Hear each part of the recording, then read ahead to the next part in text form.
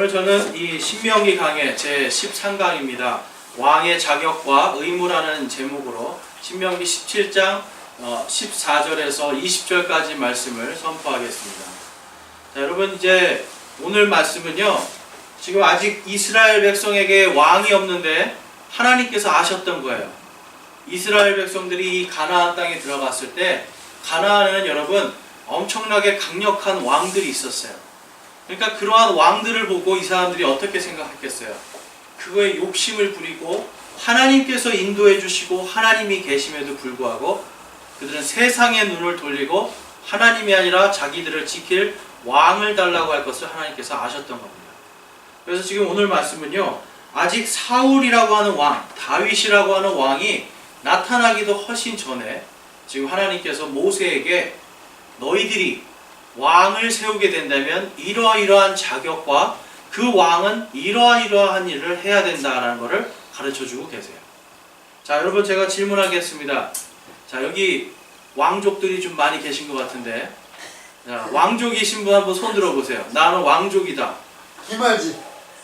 네. 지금 다 왕족이네요. 네. 왕족 아니고 한 분만 빼고. 자, 지금 여기 보니까 다 왕족이에요. 자, 여러분 뭐 삼국시대의 왕도 있고, 그렇죠? 저 같은 경우는 뭐 삼국시대 이전에 그래서 가야라고 하는 그 나라의 왕족이고요. 조선시대 왕도 계시고 신라 왕도 계시고. 자, 여러분 이제 한국 사람들은 참 다 왕족들이 많아요, 그렇죠? 근데 이제 왕족인데 어떤 왕족이에요, 여러분? 사실 참 슬픈 얘기지만 몰락한 왕조들이에요, 그렇죠? 왕족은 왕족인데 그 나라가 다 없어졌어요. 그러니까 왕족이지만 왕족답게 살지를 못합니다. 자, 여러분, 그런데 이제 왕조가 사라졌다고 해서 왕족의 그 씨, 이 피가 없어지는 건 아니죠. 그러면 왕족이 왕족답게 살려면 어떻게 됩니까? 첫 번째는 왕족의 규율을 배워야 돼요. 그렇죠? 왕족다운 이 품위를 유지하고 왕족다운 언어와 행실을 해야 됩니다. 자, 지금 여기 다 왕족들이신데 왕족다운 이 언행과 행실을 하고 계신가요? 아까는 손을 열심히 드시더니, 자, 왕족다운 언행과 행실을 하시는 분 손 들어보십시오. 손 아무도 못하네요. 저도 그래요. 네, 우리는 이 왕족이라고 하는 이 혈통, 우리 피는 있는데 왕으로서의 자격, 그렇죠? 왕족으로서의 품위와 삶은 살지를 못하고 있어요. 왜 그렇습니까? 이게 왕조가 끊어지면서 그 왕족이 지켜야 되는 이러한 것들이 이제는 어떻게 해요? 사라져 버리는 거예요. 그러면서 그것이 계승되지 못하니까 분명히 피는 왕족인데 살아가는 모습은 왕족답지 못한 그런 삶입니다. 우리는 예수 그리스도를 믿습니다. 여러분, 예수님은 어떤 분이십니까? 예수님은요, 여러분, 예수님이 처음 이 땅에 오셨을 때 예수님은 무엇으로 오셨어요? 예수님은 유대인의 왕으로 오셨어요. 예수님께서 십자가에 달려 죽으실 때 십자가 이 머리 위에 명패가 있습니다. 그 명패는 뭐냐면 이 사람이 무슨 죄를 지었냐라는 것을 이렇게 써놓는 거예요. 거기에 뭐라고 써 있었죠? 유대인의 왕이다 라고 써 있습니다. 여러분, 예수님은요, 이 초림에는 유대인의 왕으로 오세요. 그런데 우리 유대인의 왕으로 오신 그 예수님을 유대인들이 어떻게 합니까? 왕으로 오신 분을 알아보질 못하는 거예요.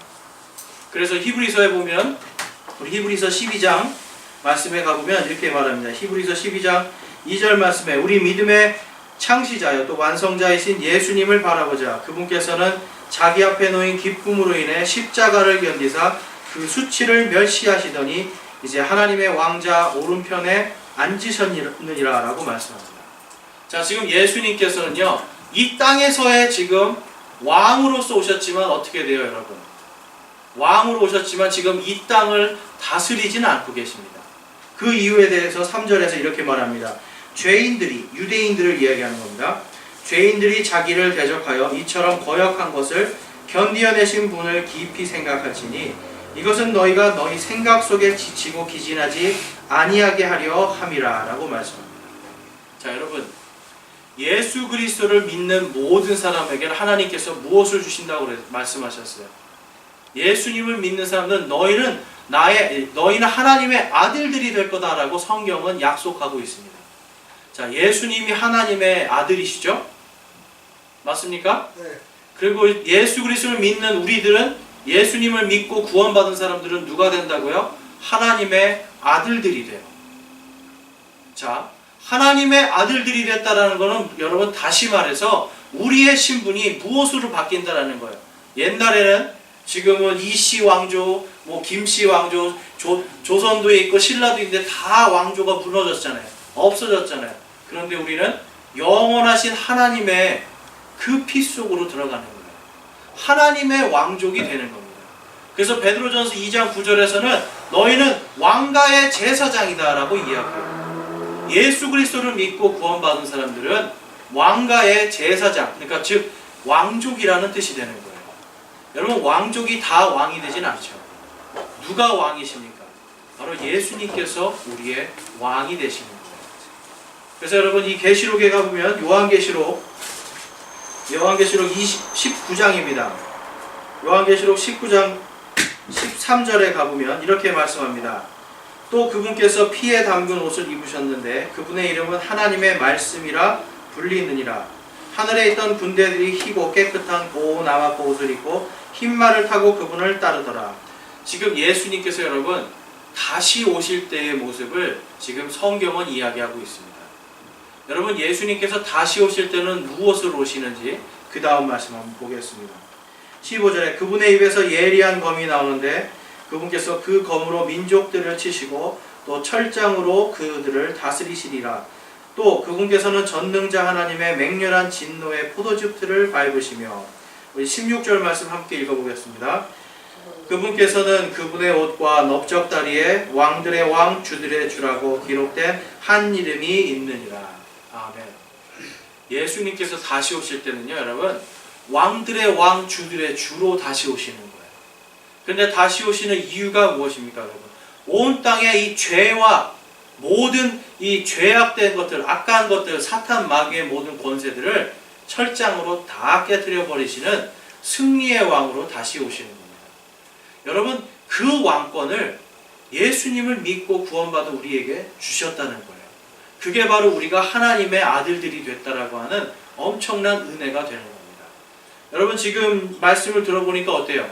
여러분들이 지금 하나님의 권능을 가진 상태예요. 내가 예수 그리스도를 나의 주님으로 받아들이고, 내가 그분이 십자가에서 죽으시고 사흘 만에 죽은 자들 가운데서 다시 살아나신 것을 믿을 때에 우리의 신분은 세상에서 몰락한 왕조의 자녀들이 아니라 이제는 지금 현재 이 땅을 다스리고 온 우주를 다스리는 하나님의 그 왕가의 자녀들로 신분이 바뀌는 겁니다. 그래서 여러분, 이 왕가의 자녀들이 죄를 저지르면 어떻게 됩니까? 면책이 되는 부분이 있어요. 그렇죠? 옛날에도 보면 왕자들이 죄를 저지르면 어때요? 큰 죄가 아닌 이상은 면책을 받게 되어 있습니다. 하나님께서 이 땅에 살아가면서 모든 성도들이 죄를 지실 걸 다 알고 계세요. 그렇지만 거기에 대해서 하나님께서 면책 특권을 주십니다. 그렇지만 우리가 하나님의 이 자녀들로서, 하나님의 왕가의 자녀들로서 살아갈 때 가장 중요한 게 무엇이겠습니까? 바로 왕가의 자녀답게 살아가는 거예요. 성도들의 삶은요, 여러분, 바로 왕가의 자녀답게, 왕손답게 살아가는 것, 그것이 바로 성도의 삶입니다. 그래서 오늘 이 말씀을 통해서 우리는 이 왕의 자격과 그 자격과 함께 그 의무에 대해서 한번 살펴보기 원하는데요. 여러분, 먼저 한 왕의 자격에 대해서 우리 한번 보기 원합니다.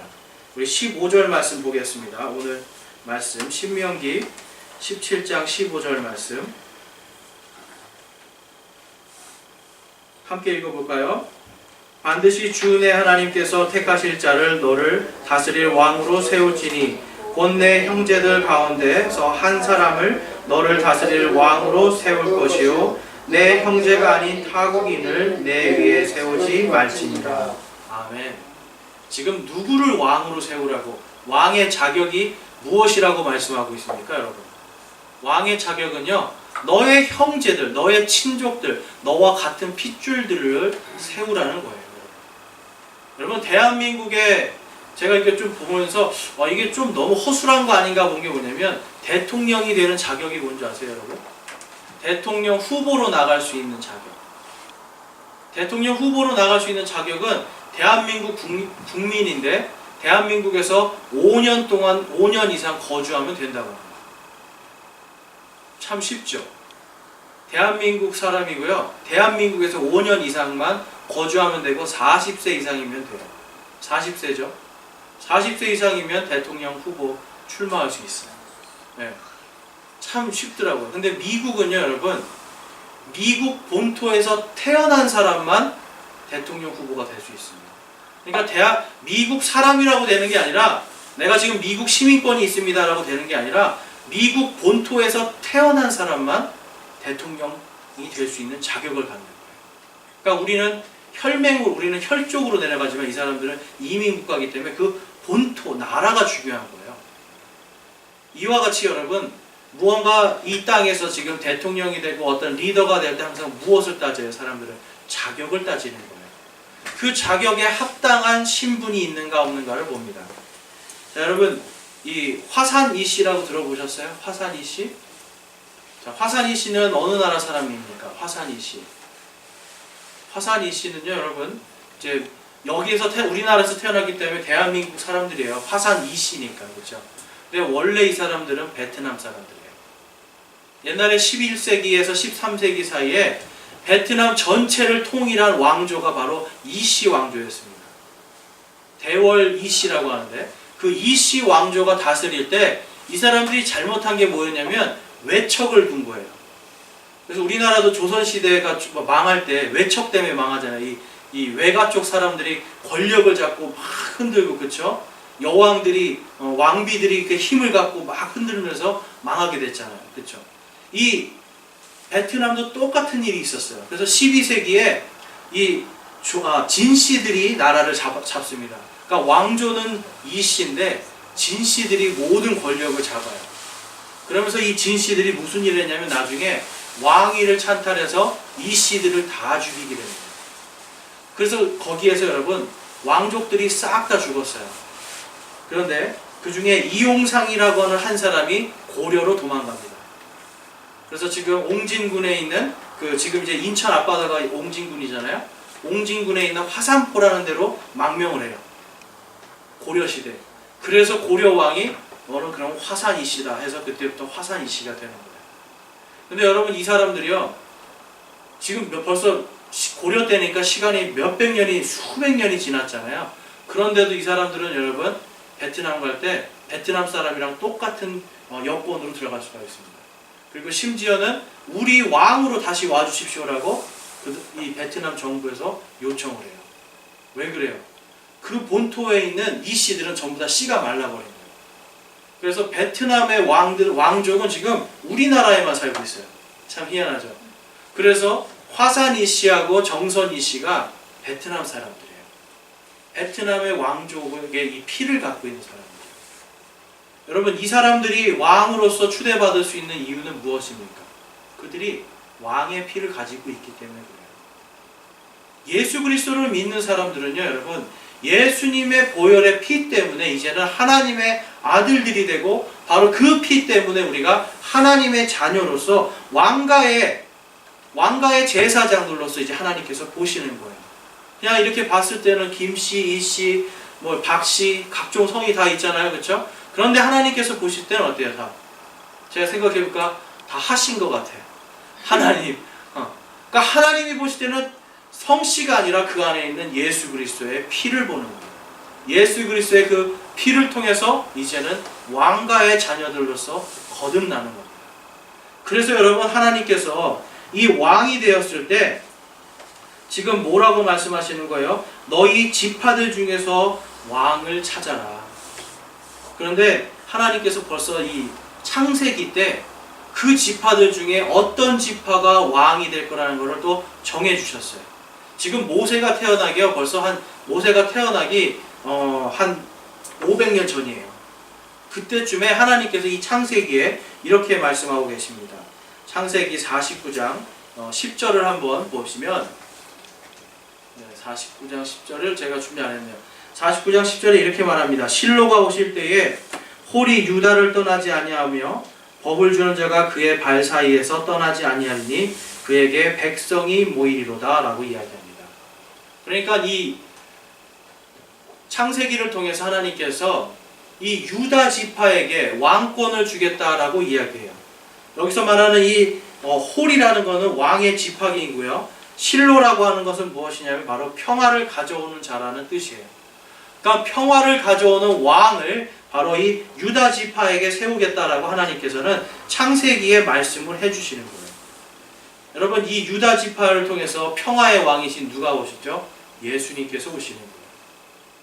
그러니까 예수님이 오시기 벌써 한 2000년 전부터 이미 지금 모세가 이 창세기를 쓸 때 그때부터 하나님께서는 이 기록으로 남겨놓으시는 거예요.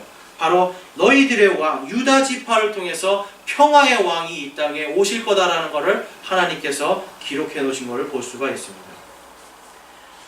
그래서 여러분, 오늘 다시 말씀해 보면 이렇게 말합니다. 우리 16절 말씀해 보면 그러나 그는 자기를 위해 말을 많이 늘리지 말며 말을 많이 늘리려고 백성들을 이집트로 돌아가게 하지 말지니라. 주께서 너희에게 말씀하시기를 너희가 이후로는 그 길로 다시는 돌아가지 말라 하셨느니라 라고 말합니다. 뭐냐면 왕은 너희들이 세우고 싶으면 세우라는 거예요. 그렇지만 누가 이 민족의 주관자가 되시는 겁니까? 바로 하나님께서 이 민족을 이끄시는 실제적인 왕이 되시는 거예요. 대신 왕을 너희들이 원하면 세우라고 하나님께서 그냥 인정해 주시는 거예요. 근데 여러분, 지금까지 우리가 살면서 역사를 배워보면 왕들의 특징이 뭐예요, 여러분? 내 권력, 내 군대, 이거를 늘리는 거 아닙니까? 그리고 17절 말씀해 보면 그는 자기를 위해 아내를 많이 두어 자기 마음이 돌아서지 않게 하며 자기를 위해 은금을 많이 늘리지 말지니라 라고 말하면서 너희들이 왕을 세우지만 첩이나 이런 아내를 많이 갖지 말라는 거예요. 그리고 은금도 쌓지 말라는 거예요. 자, 여러분, 그럼 만약에 생각해 보세요. 군대도 많이 안 들리고 지금 자기 이 첩이라든지 후궁들을 많이 논다는 건 뭐예요? 내 세력을 키운다는 뜻이잖아요. 그러니까 세력도 키우지 말고 정치적으로도 그냥 약하게 있으라고 지금 하나님께서 말씀하시는 거예요. 그럼에도 불구하고 이 나중에 보면은 이 이스라엘의 백성들은 이곳에서 벗어나면서 삽니다. 그리고 그 많은 아내들 때문에 하는 것이 무엇이었습니까? 바로 우상숭배였어요. 그러니까 하나님의 말씀에서 떠나가니까 이들은요, 결국은 하나님께서 원치 않는 길로 가는 것을 우리가 볼 수가 있습니다. 근데 이 모든 것을 이제 보면 이 모든 것을 막기 위해서 하나님께서 19절에 이렇게 말씀하고 있어요. 17절에 보면 그것에서 이 율법을 책으로 한 권 필사하여, 그러니까 필사한 하나님의 책을 가지고 평생토록 자기 곁에 두고 그 안의 것을 읽어서 주 자기 하나님 두려워하기를 배우며 이 율법의 모든 말과 이 법규를 지키고 행할 것이니라 라고 말씀합니다. 그런데 여러분, 성경에 보면 하나님의 말씀을 내 곁에 두고 그 말씀대로 한 왕이 있을까요, 여러분? 여러분 잘 아는 왕이 누구예요? 다윗, 솔로몬, 히스기야, 그렇죠? 믿음이 좋다라고 하는 왕들이지만 솔로몬도 결국은 아내를 많이 들고 은금을 쌓으면서 어떻게 됩니까? 우상숭배로 빠집니다. 열왕기하에 보면 이 열왕기하 23장 24절에 보면 요시야라는 왕이 나옵니다. 근데 25절 말씀 한번 보실게요. 25절 말씀에 보면 이렇게 말씀합니다. 열왕기하 23장 25절 요시야와 같이 모세의 모든 율법대로 자기 마음을 다하고 혼을 다하고 힘을 다하여 주께로 돌아선 왕은 이전에도 없었고 이후에도 그와 같은 자가 일어나지 아니하였더라라고 말씀해요. 그러니까 유명하고 멋진 왕들은 많았지만 정말로 하나님 말씀대로 하나님 말씀을 곁에다 두고 평생 동안 그 하나님의 말씀을 읽고 그대로 실천했던 왕은 이전에도 없었고 이후에도 없는 오직 요시야 왕밖에 없었다라고 지금 성경은 이야기하고 있습니다. 여러분, 요시야 왕이 한 것이 무엇이에요? 하나님의 말씀을 그가 곁에 딱 두는 순간 모든 우상들을 다 제거해 버리는 겁니다. 내가 왕이지만 이 땅을, 이 왕국을 이끌어 나가시는 진정한 왕, 만왕의 왕은 누구시라고요? 바로 하나님이심을 그는 인정할 수밖에 없었던 거예요. 그래서 여러분, 요시야 왕 때에 어떤 일이 있었습니까? 하나님께서 이 요시야 왕이 하나님 말씀대로만 하니까 그 말씀대로 하는 것을 보시고 이 대언자를 통해서 이렇게 말씀하십니다. 열왕기하 22장 20절 말씀입니다. 우리 함께 읽어보겠습니다. 그러므로 보라, 내가 너를 내 조상들에게로 거두리니 내가 평안히 거두어져서 내 무덤으로 들어갈 것이요 또 내가 이곳에 내릴 모든 재앙을 내 눈이 보지 아니하리라 하라 하매 그들이 왕에게 말을 다시 전하니라. 아멘. 요시야 왕 동안에요, 하나님의 진노가 임하지를 않았어요. 요시야에게 하나님께서 네가 하나님 말씀대로 네가 통치를 하기 때문에 너의 생애 동안에 내 눈이 모든 재앙을 보지 않게 될 것이다 라고 말씀합니다. 여러분, 왕 하나가요, 한 사람의 왕이 하나님의 말씀대로 사니까 온 나라가 평안해지는 거예요. 민족의 지도자들이라고 하는 수많은 사람들이 오늘날 우리나라에도 있었지만 진정으로 하나님을 사랑했던 사람들이 있었을까 생각해 봅니다. 그런데 여러분, 조금이라도 하나님을 사랑했던 시기에 하나님께서는 그들을 통해서 이 땅에 평화를 주시는 걸 우리가 볼 수가 있습니다. 여러분, 당시에도 마찬가지로 이 요시야 왕 동안에, 왕이 있는 그 기간 동안에 유다 땅에는 위쪽에는 아시리아라고 하는 거대한 제국이 있었고요, 밑에는 이집트라고 하는 거대한 제국이 있었어요. 그리고 좀 더 멀리에는 바빌론이라고 하는 제국이 있었어요. 이 제국들이 여러분, 이스라엘 이 유대 땅을 가져야만 모든 제국을 통일할 수가 있어요. 그러니까 이 땅은 어떤 땅이에요, 여러분? 가장 전쟁이 많이 일어나는 땅이에요. 마치 이 한반도 같이 한반도를 가져야 어떻게 됩니까? 한반도를 가져야 러시아도 공격할 수 있고 중국도 공격할 수 있는 거예요. 반대로 중국도 한반도를 가져야만 일본을 쳐서 일본을 가질 수가 있는 거예요. 그러니까 여기가 통로라고요, 우리나라가. 그렇죠? 마치 이것과 같이 유대 땅도 이 가나안 땅이 그런 땅이었어요. 그런데 이 요시야가 하나님의 말씀대로 사니까, 하나님의 말씀대로 통치하니까 하나님께서 그에게 이 평화를 약속하는 것을 우리가 볼 수가 있습니다. 여러분, 예수님께서도 마찬가지입니다. 예수님께서 오셨을 때 예수님의 사역 속에서 하나님의 말씀이 아닌 것이 있었습니까? 예수님은요, 여러분, 구약 성경에 하나님이 말씀하신 대로 기록된 대로 십자가에 달려서 죽으시고 그것을 알면서도 순종하셨어요. 하나님의 말씀에 기록된 대로 사흘 만에 부활하셨고 기록하신 대로 다시 하나님 우편에 지금 가서 앉아 계시면서 이제 다시 오실 때를 기다립니다. 다시 오실 때는 언제라고요? 무엇으로 오신다고요? 만왕의 왕으로 오시는 거예요. 이 예수님에 대해서 이사야는 이렇게 이야기합니다. 이는 한 아이가 우리에게 태어났고 한 아들을 우리에게 주셨는데 그의 어깨에는 정권이 놓이고 그의 이름은 놀라우시니 조언자, 강하신 하나님, 영존하는 아버지, 평화의 통치자라 할 것이기 때문이라. 여러분, 지금 예수님의 이름이 이렇게 많아요. 예수님께서 여러분 처음에 오셨을 때 그리고 다시 오실 때 예수님의 이름은 여러분 놀라우신 분이고 조언자고 강하신 하나님이고 영존하는 하나님 그리고 평화의 통치자라고 하나님께서 이사야를 통해서 선포를 하시는 거예요. 그리고 7절 말씀입니다. 그의 정권과 화평이 번창하여 끝이 없으며 그가 다윗의 왕자와 그의 왕국 위에 군림하여 그것을 정비하고 이제로부터 영원토록 공의와 정의로 그것을 굳게 세우리라. 만군의 주에 열심히 이것을 이루리라 라고 말씀합니다. 여러분, 예수님은요, 예수님의 이 정권, 예수님의 권력과 예수님의 이 모든 화평들은요, 여러분 끝이 없는 거예요. 그 엄청난 하나님께서 이 예수님의 이 몸, 예수님을 통해서 우리에게도 동일하게 그 권능을 주셨습니다. 우리가 모두가 예수님의 피 때문에 하나님의 아들들이 되는 거예요. 그래서 여러분, 예수님을 믿고 그분을 통하여서 하나님의 자녀가 된다는 건 여러분, 그 영원토록 무궁한 바로 하나님의 권능이 우리와 함께 있다는 것을 말씀하고 있는 겁니다.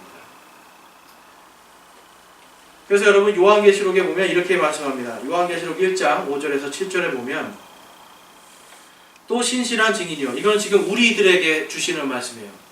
1장 5절에서 7절 말씀 보면 또 신실한 증인이시오. 죽은 자들 중에서 처음 나신 분이시며 땅의 왕들의 통치자이신 예수 그리스도로부터 은혜와 평강이 너희에게 있을지어다. 우리를 사랑하사 자신의 피로 우리의 죄들로부터 우리를 씻으시고 하나님 곧 자신의 아버지를 위해 우리를 왕과 제사장으로 삼으신 분께 즉 그분께 영광과 통치가 영원 무궁토록 있기를 원하노라. 아멘. 여러분 지금 말씀하시는 게 뭐예요? 지금 예수님의 이 피로 거듭난 사람들, 예수님의 피를 통해서 구원받은 모든 사람들에게는요, 하나님 아버지를 위해서 우리를 왕과 제사장으로 삼으셨다라고 말씀합니다. 그리고 그분께 영광과 통치가 영원 무궁토록 있기를 원한다라고 지금 성경은 말씀하고 있습니다. 여러분 이것은 무엇을 말씀하고 있습니까? 우리가 바로 예수 그리스도를 믿는 사람들은 바로 하나님의 자녀답게 살라는 거예요. 여러분 하나님의 자녀답게 사는 건 어떤 겁니까? 왕같이 사는 것은 어떤 삶입니까? 바로 이 하나님의 말씀을 여러분 가장 가까이 놓고 주야로 평생 동안 그것을 지키고 읽고 묵상하는 사람들이에요. 그런데 많은 성도들이요, 오늘날도 하나님의 말씀은 어디 있어요? 여러분 집에 가면 저쪽 구석에 있어요. 하나님의 이 성경 말씀은 저쪽 구석에서 먼지가 쌓여있고 읽지를 않습니다. 이것을 찾지도 않습니다. 그러면서 나는 하나님의 자녀입니다 라고 해서 교회에 나와서 예배를 드립니다. 여러분 일주일에 한번 예배 드리는 걸로 내가 할 걸 다 했다라고 생각하면 안 돼요. 하나님의 왕가의 자녀들은 바로 이 하나님의 말씀을 가장 가까이 두어야 돼요. 아까 하나님께서 왕이 되는 자격으로 무엇을 주셨어요? 여러분 같은 혈족, 그리고 그 왕은 무엇을 해야 된다고 말씀하셨어요? 이 말씀을 내 곁에 가까이 두라라고 말씀하고 있어요. 여러분 성경책을 얼마나 가까이 두고 계십니까? 성경책 얼마나 내 가까이 두고 있습니까? 이거는 여러분 아무리 강조해도 지나침이 없는 말이에요. 성경 말씀, 하나님의 말씀을 여러분 가까이 두시라고 하는 말씀은 오늘 얘기하고 다음 주에 얘기하고 또 그 다음 주에 얘기해도 이것은 지나침이 없는 얘기예요. 왜 그렇습니까? 가까이 두지 않기 때문에. 하나님의 말씀을 우리가 읽고 또 읽고, 이 똑같은 내용 아니에요 여러분? 똑같은 내용이에요. 66권이 내년이 된다고 해서 다른 내용으로 바뀌는 게 아니에요. 그렇지만 그 말씀을 계속 읽어야 되는 말씀, 이유가 무엇입니까? 이것이 바로 생명의 말씀이고 이것이 우리가 다른 길로 빠지지 않도록 우리를 붙잡아주는 말씀이에요. 요시야가 하나님의 말씀을 붙들었을 때 그 나라에 평화가 있었듯이 우리 성도들이 하나님의 말씀에서 멀어지면요, 마음속에, 삶 속에 평화가 없어요. 우리가 사람들에게 또한 이 온 세상에 나가서 예수 그리스도를 외치고 예수 그리스도의 이 복음으로 저들에게 구원을 주고 복을 줘야 되는, 복이 되어야 되는데 하나님의 말씀에서 멀어지면 우리는 결코 복이 될 수가 없습니다. 왜 그렇습니까? 하나님의 말씀이 없으면 좌로 치우칠 수 있고 우로 치우칠 수 있기 때문에 그래요. 그래서 여러분 우리가 예수님을 믿고 내가 죄를 회개한다는 것은 무엇을 회개한다는 거예요? 하나님의 말씀대로 살지 않았음을 회개하는 거예요. 예수 그리스도를 믿지 않고 내가 지금 내 마음대로 살아가는 것을 회개하는 겁니다. 하나님의 말씀을 따라가는 것이 아니라 내 말대로, 내 뜻대로 살아가는 것을 회개하는 거예요. 그 회개의 근본은 무엇입니까? 바로 성경이에요. 여러분 그래서 이 성경 말씀을 우리가 마음속에 새기는 것도 중요하지만 내 손이 닿는 가장 가까운 곳에 놓고 날마다 이 말씀을 묵상하고 읽고 또 읽을 때 이 말씀이 새롭게 우리를 다스리고 인도하는 줄을 믿습니다. 여러분 하나님께서 여러분 성경 말씀을 읽고 연구하는 것을 목사에게만 주신 게 아니에요. 우리 성도들은 바로 왕가의 자녀들로서 하나님께서 뭐라고 말씀하셨어요? 우리를 왕과 제사장으로 삼으셨다. 왕과 제사장으로 임명하셨다라고 지금 성경은 말씀하고 있습니다. 그래서 왕답게 살아야 돼요. 왕가의 사람들처럼 우리가 가장 하나님 보시기에 아름답고 세상에 볼 때 아름답고 복이 되고 덕이 되는 삶을 살아야 됩니다. 그것이 바로 그리스도인들의 삶입니다. 여러분, 우리는 오늘 왕이 되는 자격과 왕이 되는 사람들이 어떤 임무를 가지고 의무를 가지고 살아야 되는지를 보았어요. 여러분 마음속에 지금 제가 말씀을 선포하고 있지만 사실 저 역시도 이 말씀을 읽으면서 나는 이렇게 삽니다라고 자신 있게 말할 수가 없어요. 그렇지만 우리가 하나님의 말씀이 이렇게 돼 있으니 우리가 같이 이렇게 하나님의 말씀을 가까이 두고 요시야 왕처럼 우리를 통해서 사람들이 평화를 얻고 구원을 얻고 생명을 얻고 복을 받는 그러한 삶을 살아야 되지 않겠습니까? 그것이 바로 성경이 말하는 왕의 자격과 의무입니다. 그래서 여러분 우리가 함께 정말 오늘 말씀처럼 왕가의 자녀들답게 살기를 원합니다. 왕가의 자녀들답게 우리가 말하고 행동하기를 원합니다. 그렇게 하실 분 손 한번 들어보세요. 여러분 왕가의 자녀들이 이거 손을 안 들면 이거 어떻게 한다는 소리입니까? 우리는 여러분 손을 들어야 되는 거예요. 자, 다시 한번 제가 여쭤보겠습니다. 왕가의 자녀답게 하나님의 말씀으로 살기를 원합니다 하는 분 손 들어보십시오. 저는 강압하지 않습니다. 근데 다 들어주셔서 감사하고 내리시고요. 여러분 하나님의 말씀대로 살 때 우리에게는요 하나님이 주시는 평화가 임해요. 하나님의 말씀을 가까이에서 살 때 내 권능이 아니라 내 능력이 아니라 하나님의 권능이 나를 이끌어가는 삶을 삽니다. 그럴 때 내 안에 진정한 평화가 임하는 거예요.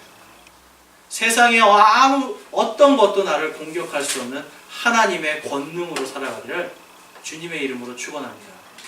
우리 시간 기도하겠습니다.